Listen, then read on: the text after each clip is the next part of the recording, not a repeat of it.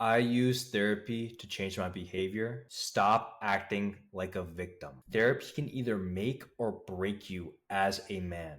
And the reason why I say man specifically is because I'm a guy.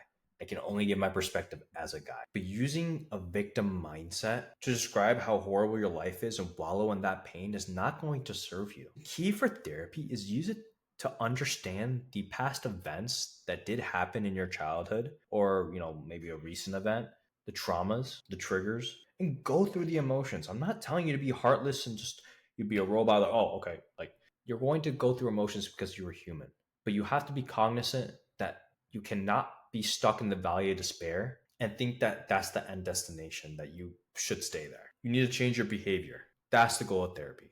Alex Hormozy says intelligence is the rate of learning.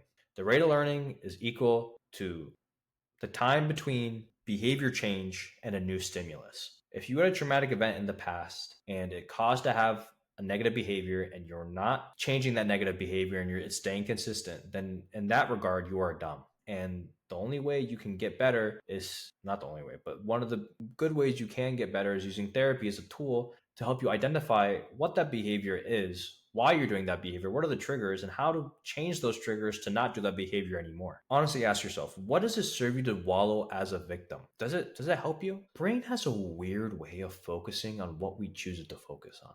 There's so many different things in life that we can focus on, and not just talking about like all the positive, negative stuff, but like little different things. It's what our mind decides to focus on. And then it impacts the behaviors, the feelings, the actions. I truly believe trauma is good as a man because as a man, your life is meant to be difficult because then it will teach you to be resilient. It will teach you to be disciplined. It will teach you to be patient.